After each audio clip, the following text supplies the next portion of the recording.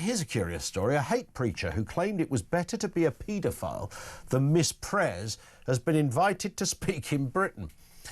Despite being banned, by the way, pretty much across the entirety of Europe, Mohamed Hoblos from Australia is scheduled to speak on February the 23rd, but the Home Office may still block his entry. We wait to see what happens.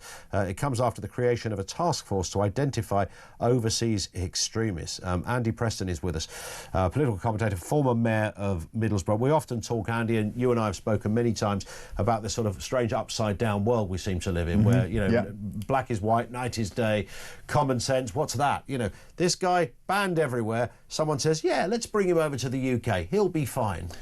Madness, isn't it? First of all, that someone wants to bring him, but secondly, as soon as this was publicised, there must be people monitoring this, monitoring social media, monitoring the marketing material that they're putting out to attract youngsters there to listen to him.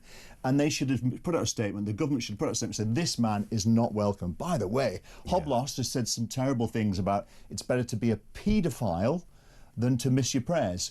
But his mate, who he's doing a tour with around the UK, Manchester, Glasgow and other places, his name is Mufti Mohammed Ibn Munir. Well pronounced, by the way. Full house points. Has said incredibly disgraceful things, the most hideous of which, Ian, he said that Muslims should hate non-Muslims. Wow. That Muslims shouldn't show loyalty to any other Muslims, to non-Muslims, and that Muslims should only tolerate or interact with non-Muslims in the hope of converting them. Yeah. Now, we cannot have that here, can we? We cannot have it. I mean, that's the very antithesis of everything that, you know, the progress, if you want to look at it like that, that this country has made in all sorts of areas. You know, we don't do business like this, do we? No. We don't have people with those views. Someone said to me that I'm against, because I made a fuss about this on Friday and tried to raise the awareness of this problem, and it's a massive security risk for us. He's not banned in Europe for nothing.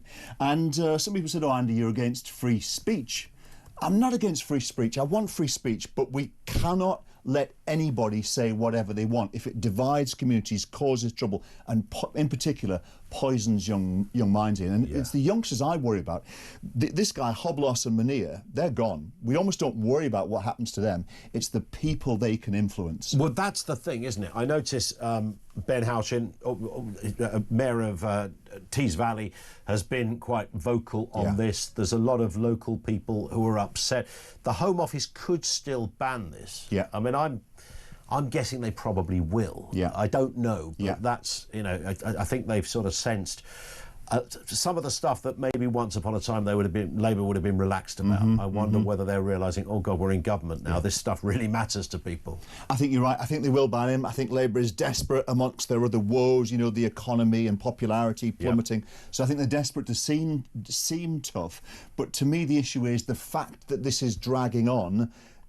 They should have been aware of it and banned him as soon as marketing material appeared online, because they must monitor it. And secondly, last week, Saturday, Sunday, they should have said, no, this man is not coming. The fact it looks like they're thinking about it, there shouldn't be a discussion, a debate or a thought. Nothing to think about. He should be banned. Now.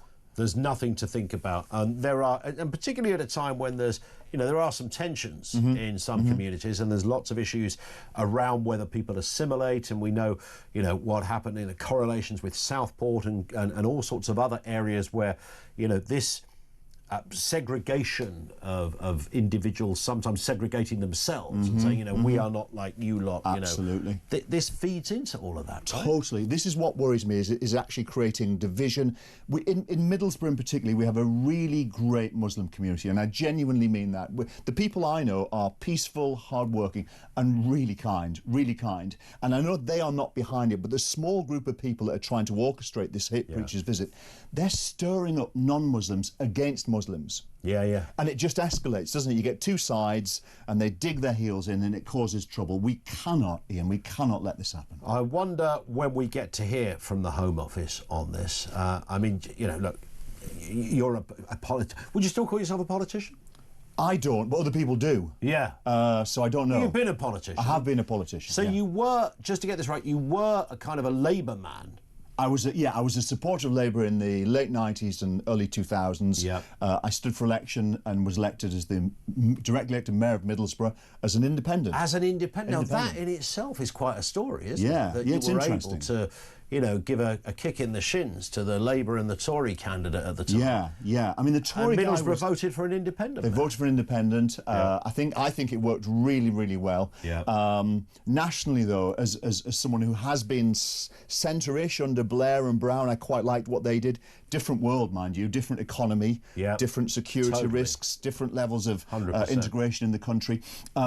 I've now gone centre-right because we're in a different regime financially. We need government cuts, and we need them rapidly, and we need stronger socially conservative policies to bring everyone back together. What is happening out there at the moment? Because it's a really confused picture. The sense I get from Labour is that I had this thought, Andy, before they came into office, that there was, you know, because Starmer kept his powder quite dry, and when you're in opposition and the government of the day are doing so badly as the Tories were and opinion polls were, you haven't got to say very much. You've just got to keep quiet, you know, look okay, smile at the camera, say some sensible stuff, but, you know, keep your powder dry, as that phrase goes. But I thought, well, you know, when they come in, there's a big plan here. This is going to... And as it turns out, the only plan they had was they weren't the Conservatives. Yeah, or actually, I think they had a plan to tax private school fees, but literally that was it. There was no plan for the NHS. There was no plan for social care. The crises that we have, they hadn't gathered any thoughts and come up with ideas. And they're commissioning now these reports that are going to take years to help them make a decision. They're not going to take any tough decisions. It's going to be awful.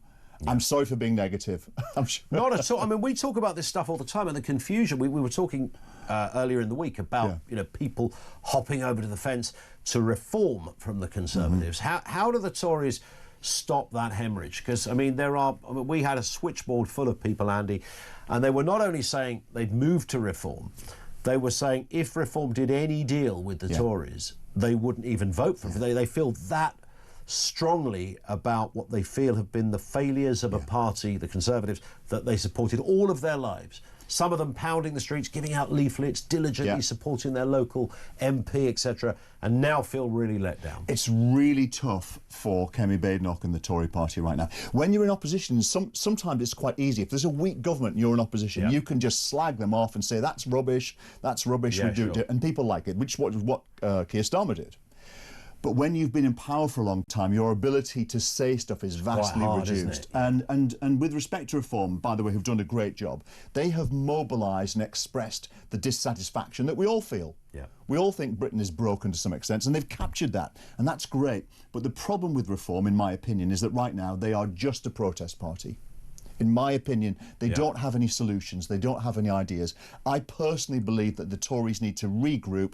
I know over the next 3 months they're going to be getting their thoughts together, coming up with policies, deciding who they are, and then going back to the country. But when the opinion polls are where they are, people jump ship. And that's what's happening with their donors, their members, and some MPs may well jump ship. And there is this very seductive character called Nigel Farage, and even if you hate everything he stands for and fundamentally disagree with him, I mean, he's one heck of an operator. And when it comes to oratory and sounding convincing, very mesmeric man, always seems affable, likes a pint and a cigarette, you know, will stop in the street and shake your hand, and, you know, he's very relaxed in that skin. He talks the talk, and people believe he can walk the walk. I think you're right. I said in this office with Peter Cardwell, I said that Nigel Farage will categorically be the biggest name in UK politics till the next election. It's a really tough spot for the Tories, but I believe they can do it. Now, I'm old enough to remember the SDP, a split off from Labour.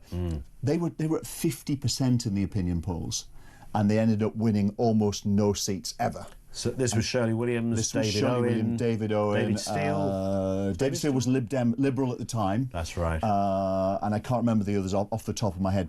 And they were taking over British politics. It didn't happen. That's how good they were, that neither of us can remember who Reform is different, though. I mean, they've got a lot more money, they've got resources, and they've got Nigel Farage. Richard Tice is a great operator, but he's different to Nigel Farage. However, it's far too early to read much into the opinion polls. And the Tories that are panicking now are being silly, because the opinion polls will go up and down, and predicting where they'll be in 4 years, Ian, is a mug's game. I've got the list here. OK. Roy Jenkins. David Owen. Shirley Williams. Who I thought was a great politician. People loved Shirley Williams. I did a couple of TV things with Shirley Williams. I couldn't believe it. I was like, wow, this woman was on the telly when I was like naught. Really clever. Very clever. And Bill Rogers. And I remember Bill Rogers. I think he was Stockton North. Was he? I think so, yes. There you go. It was a trailer. I've got it all going on here. This is like so they were going to take over the world. Quiz. They were polling at 50%. Absolutely. Back then, when I think I was at school at the time, and it was and everyone was going to vote for them. So we've seen it before. It is different. There's the Farage factor, which is real, and the other one is the money. Reform have got the money, but what people say at this point here and expressing dissatisfaction, that's totally different years down the line to voting for a party.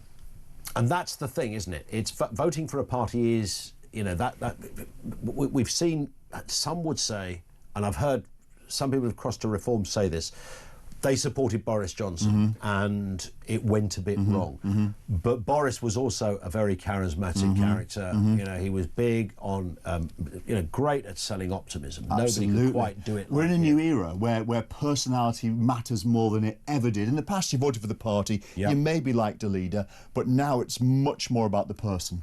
And if you don't like the person, you don't vote for the party. So it's a new game, and Farage is perfect for that, because a lot of people don't like him, but loads of people do love him. And Ian, if you and I walk down the street, Borough High Street, to buy a coffee with Nigel Farage, everyone would be flooding out the coffee shops and restaurants to say hello, shake his hand. I've been with him 100 times when that has happened. You're absolutely right. That's exactly what happens, and he's not awkward about it. No. He's, you know, one or two, you know, disgruntled people decide to shout something at him. Some end up in court for doing it as well. But generally speaking, he's very affable and you know, likes a chat. And Boris Johnson had that too. And he had exactly that. Exactly that star quality that transcends the party. They'll attract voters that wouldn't vote for the party normally. By the way, Bill Rogers is still alive. He's 96. Wow. Was I right? Was he Stockton North? Was I right about that? He was yes, I did just see that, Stockton North. And then he went to the House of Lords, I think. He went to the House of Lords, He lost his seat of Stockton North when he, in fact, I just had that information right in front of me. Lost his seat, representing Stockton-on-Tees, served as Labour government under Harold Wilson, James Callaghan. Secretary of there State you go. for They're polling at Transport. 50%, and in the next election he loses his seat. They were doing all of that, and then he loses his seat. So that tells us that we shouldn't bank on reform. I mean, really, there's a long way to go, is all I say. There's a long way to go. Do you think the Tories can win the next election? They definitely can. Whether they will is another matter. But 4.5 years with the twists and turns, there could be wars in Europe, there could be a pandemic, there could be another financial crisis. True. A million things can happen. So betting on one party now is foolish. I personally believe the Tories are in the right spot to fix things. I think we need conservative economic and social policies, and I don't think reform has the infrastructure. There it is. Andy, thank you. Thank you. Really good to see you. Andy Preston, he's the former mayor of Middlesbrough, political commentator and all-round nice bloke, I think we can say. Thank you to Andy.